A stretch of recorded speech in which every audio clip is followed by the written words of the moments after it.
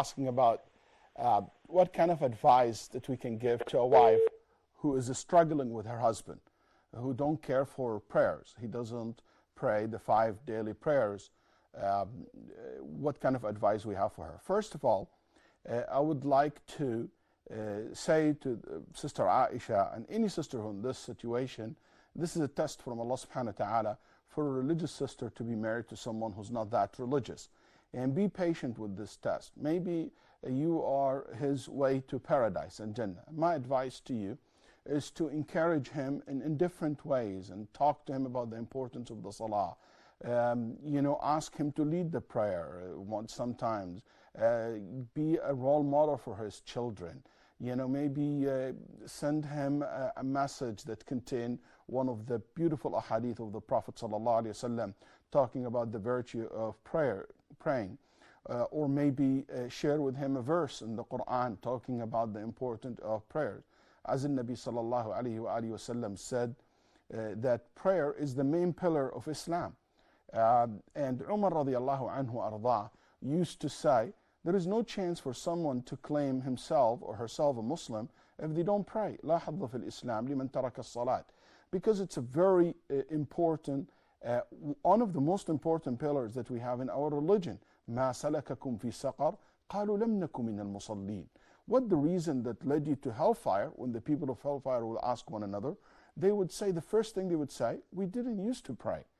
So prayer is something very important, and it shows you the significance of the prayer that Allah subhanahu wa ta'ala risen Muhammad sallallahu alayhi wa sallam to the 7th heaven in al-Isra wal-Mi'raj, and he ordered him, give him the order to perform the prayer. The prayer is something that Allah subhanahu wa ta'ala prescribed upon the prophets, the messengers, the nations before us. So these kind of meanings and points, I hope when you share it with your husband, he will understand the importance of the prayer. One more thing I will advise you to do. Try to soften his heart. Try to make him more connected to Allah subhanahu wa ta'ala. He loves Allah subhanahu wa ta'ala. In the salah, there is an opportunity for us to get so close to Allah, to conversate with Allah subhanahu wa ta'ala, to be connected with him. Talk to him about the importance of finding Allah subhanahu wa ta'ala in this life. So many people live this life.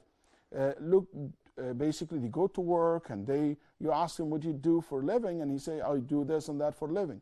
But while they do a living, they forget to do a life or to have a life while they are basically working their daily work.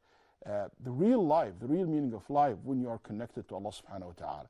So if you share with him these nice meanings and be patient with him, maybe he'll pray one day, maybe you pray one prayer, then two, and keep enforcing or reinforcing this message, positive message to him.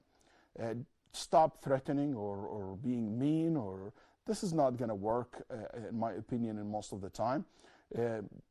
But always encourage him in a positive way and make a lot of dua that Allah subhanahu wa ta'ala guide him. I ask Allah subhanahu wa ta'ala by his names and attributes in this blessed night to guide your husband, Sister Aisha, and open his heart to the salah. Wa jazakallahu khairan.